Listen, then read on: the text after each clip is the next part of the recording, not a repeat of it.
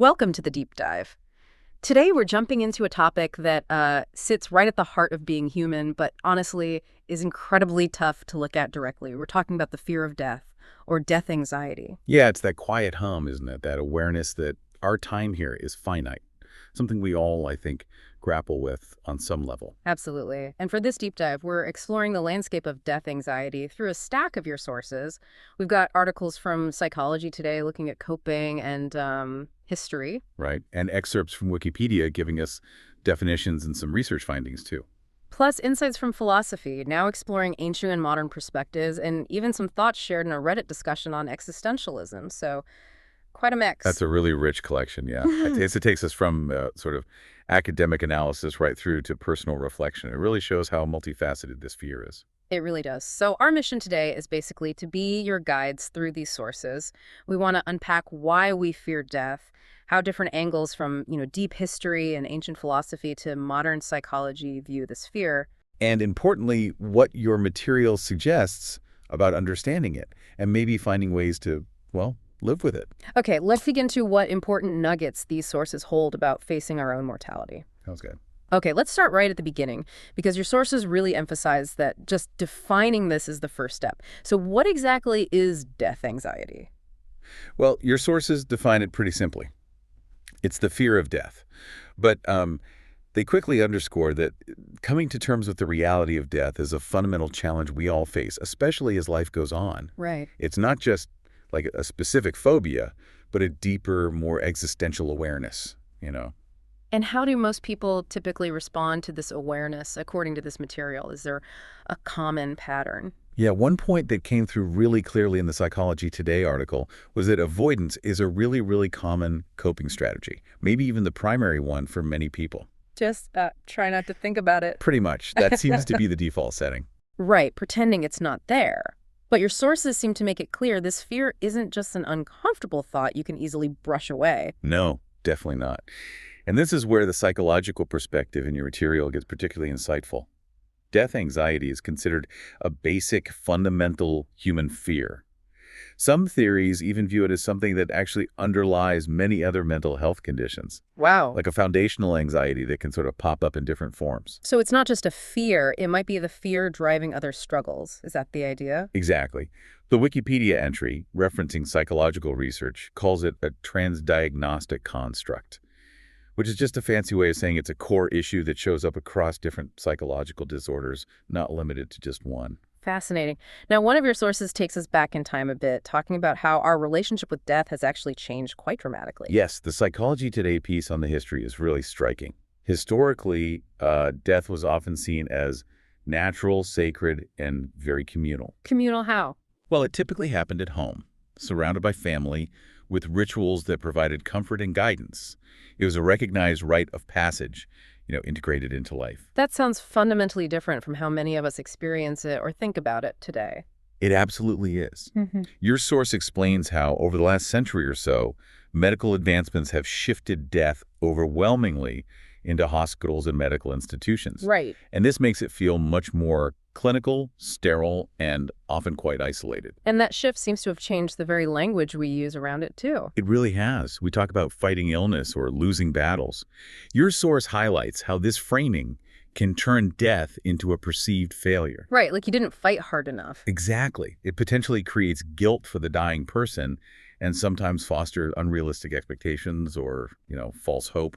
The focus becomes solely on prolonging biological function, sometimes overlooking the actual human experience of dying. So it's gone from this shared natural event to a kind of medical defeat. That seems to be a key point your material makes about this historical trajectory, yeah.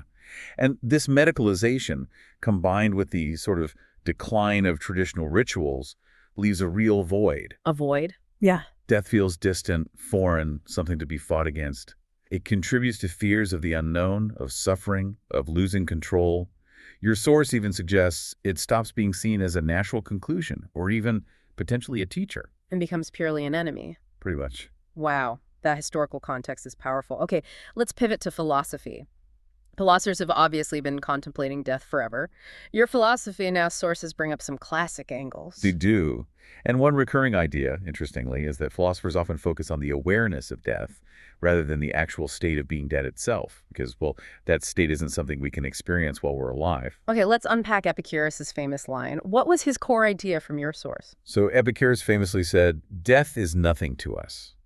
The logic is basically, while we exist, death isn't present, and when death is present, we don't exist anymore. So because being dead is a state of non-experience, there's no us there to suffer any harm from being dead. That's logically sound, I guess, but Right. it feels like it sidesteps the very visceral fear of just not existing anymore. That's a fair point, and that's where his follower Lucretius adds another layer, which your source mentions. Okay.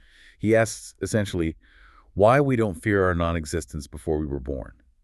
If you don't dread that eternity that passed before your birth, why dread the eternity after your death? Both are states where you are not. Mm.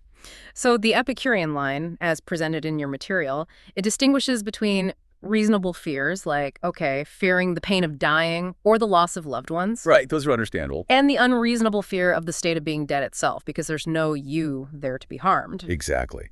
And from their perspective, dwelling on that unreasonable fear actually detracts from living well now. Thinking about mortality in this way can actually become a prompt to focus on appreciating and making the most of the life you do have. That's a profound reframing. Now, moving to a very different philosophical space. What about existentialism, specifically Karl Jaspers, as discussed in your sources? Jaspers. He offers a much more complex, almost spiritual tinged view. He differentiates between death as an objective fact, the end of what he called Dasein, our empirical, everyday self. Okay, the me I experience day to day. Right.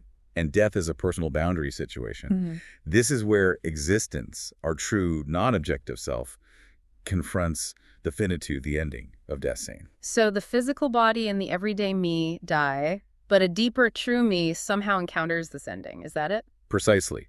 For Jaspers, existence isn't subject to death in the same way Dasein is.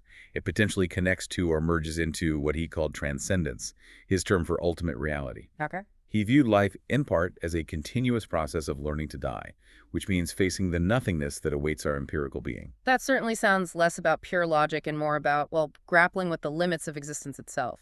It does.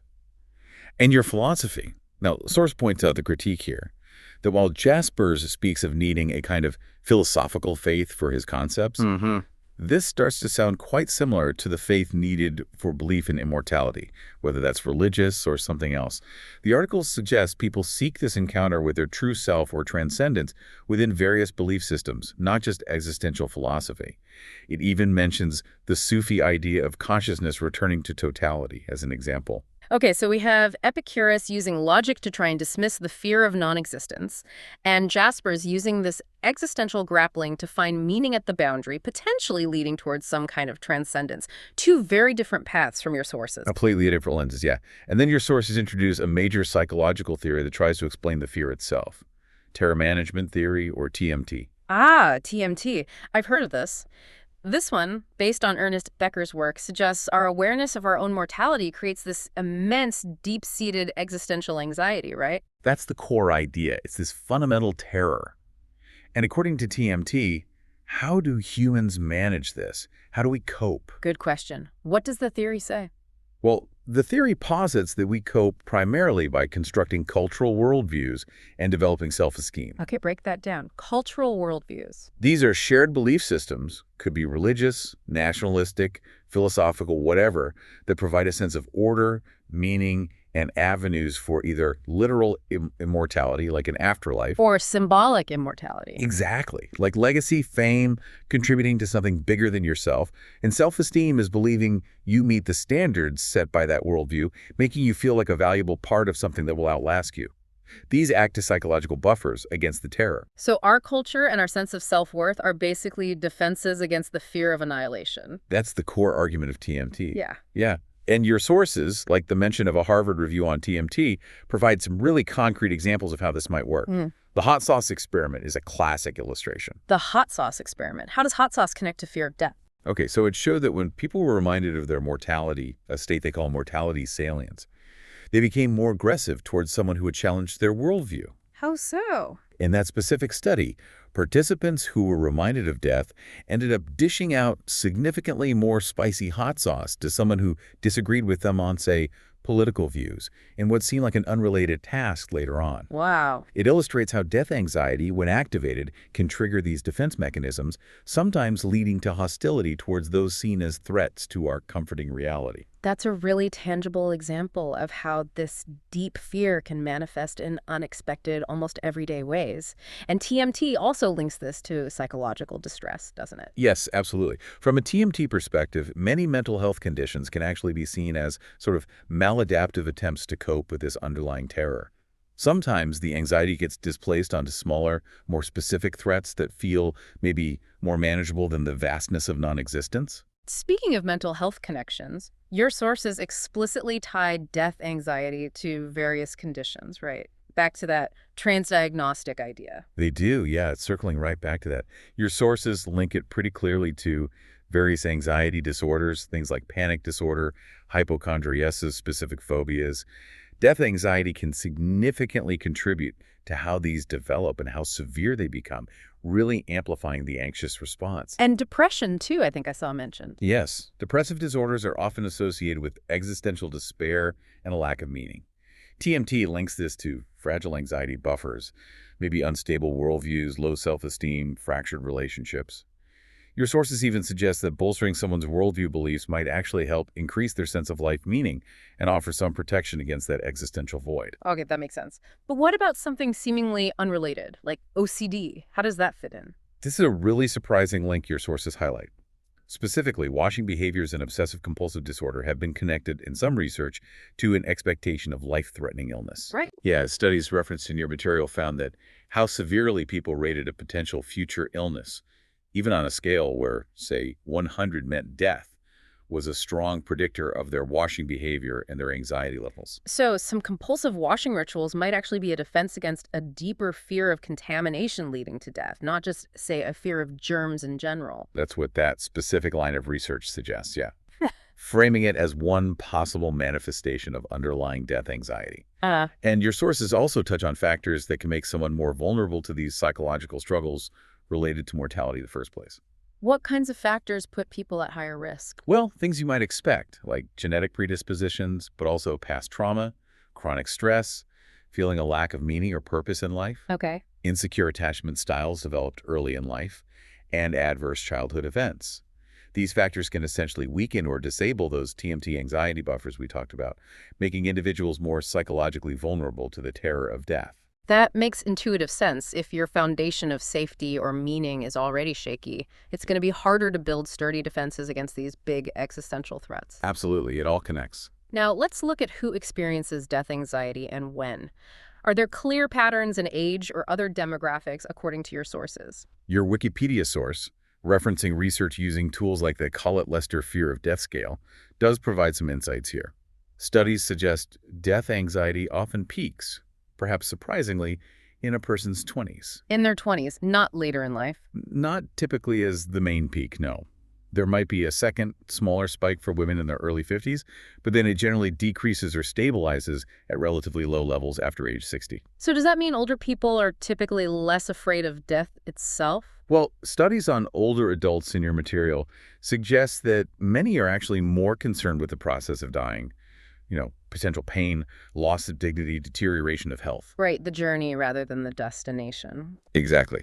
More concerned with that than with the actual state of being dead. And older women specifically might express more concern about the well-being of those they will leave behind. That's a crucial distinction. And age itself seems to be a stronger factor later in life. Yes. One study mentioned in your material looking at individuals over 65 found that age was actually a better predictor of death anxiety than either race or sex in that specific demographic. Though, interestingly, age was a stronger predictor for women than men, perhaps due to different communication styles around death. Fascinating. When does this fear typically first emerge in life? Your sources indicate death anxiety can begin surprisingly early, often in childhood, sometimes as young as age 5. Age 5, yeah. And it remains a commonly feared item right through adolescence. Interestingly, though, one study noted that children who had a more mature biological understanding of death actually showed decreased fear. So understanding might help. It suggests that age-appropriate education might actually help alleviate some of this early anxiety, which is a really actionable takeaway, I think. Definitely something for parents or educators reading these sources to consider. What about specific groups facing heightened mortality, like cancer patients? Yeah, it's understandably very common in cancer patients.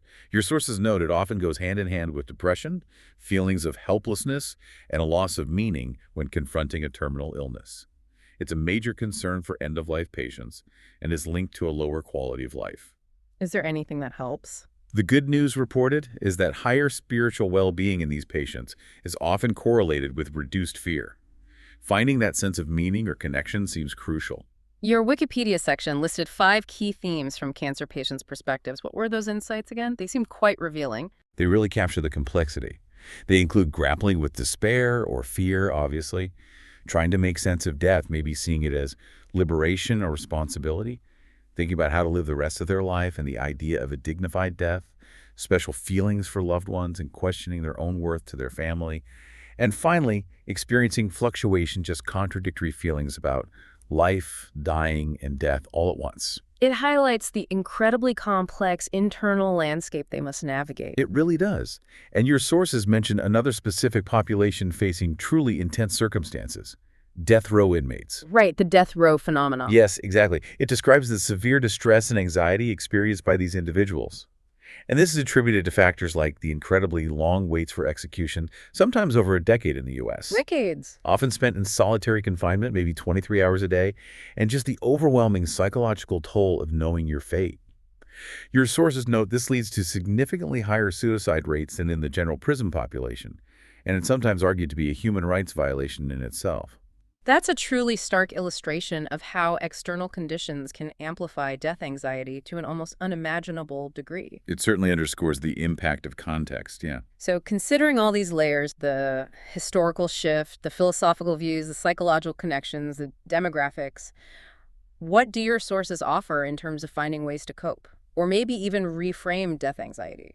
Well, we started with avoidance being common, but your sources definitely point towards more, let's say, constructive approaches. Like therapeutic interventions, perhaps? Yes. Therapeutic approaches mentioned include cognitive behavioral therapy, CBT, meaning centered therapies, and mindfulness-based approaches. Your material highlights CBT as showing particular promise as a transdiagnostic treatment for death anxiety. How does CBT help with something so fundamental? It uses techniques like exposure, gradually facing feared situations, maybe related to death or dying, systematic desensitization, and cognitive reappraisal, which helps people challenge and reevaluate their fearful thoughts.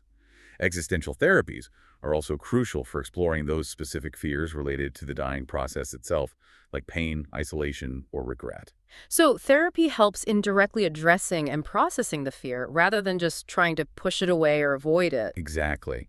And the Psychology Today article offers some really practical suggestions for how we, both individually and maybe collectively, might try to reclaim death as sacred and human and hopefully reduce fear. Okay, how can we do that according to your sources? What are the steps? Well, first, openly acknowledge death. Have conversations about it. Talk with loved ones or maybe professionals. Articulate your fears, your preferences, your values. Like planning. Sort of. Yeah. This could involve thinking about what constitutes subjective quality of life for you, which can then guide healthcare decisions down the line. Talking about it seems so simple, but it cuts right against that avoidance strategy we mentioned right at the start. It's a fundamental shift, absolutely. Second, understand end-of-life care options. Things like advanced directives or living wills. Having these plans in place can empower your choices and reduce uncertainty for everyone involved when the time comes. Giving you some sense of agency in a very uncertain situation makes sense. Yes. Third, look to history. Your source suggests we can learn from how previous cultures integrated death into life with rituals and community, maybe rediscovering some of that natural, sacred role it once had. Interesting. And fourth, Create new rituals. Even if they're personal or non-traditional, find ways to provide comfort and meaning around dying and death. finding ways to mark that transition perhaps in a meaningful way. Precisely. And fifth, educate yourself. Learn about the physical, mental, emotional, and even spiritual aspects of dying. Seeing it as a holistic human experience rather than just a medical event or failure can help demystify it and reduce that fear of the unknown. It sounds like facing mortality with awareness and maybe care is the overarching message coming through from these sources. That phrase, facing mortality with love and knowledge, actually appears in one of the sources. And the underlying idea seems to be that doing so, confronting it with courage and seeking understanding, can paradoxically enable us to live more fully now. By facing the end, we appreciate the present more. That seems to be the hope, that we can potentially reclaim the sacredness of both death and life itself. So pulling together everything your sources have shown us today, it's clear the fear of death is incredibly complex. It's woven into our history, our deep-seated psychology, our cultural defenses, and fundamentally how we make meaning in the world. Yeah, from ancient philosophers trying to reason away the fear like Epicurus to existentialists like Jaspers grappling with nothingness to modern theories like TMT explaining our psychological defenses and all the specific research on who fears death and when. This material really provides a rich mosaic of understanding. It definitely suggests that while the fear is profound and very real, there are paths forward beyond just avoidance.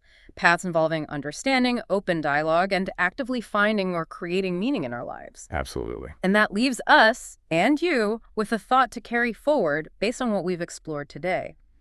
If our fear of death is so deeply tied to our fundamental need for meaning and connection, does actively building a life rich in purpose and strong relationships naturally reduce this fear over time? Or does it, perhaps paradoxically, make the prospect of losing it all even more daunting? Something to think about how your own efforts to find meaning might intersect with your feelings about mortality.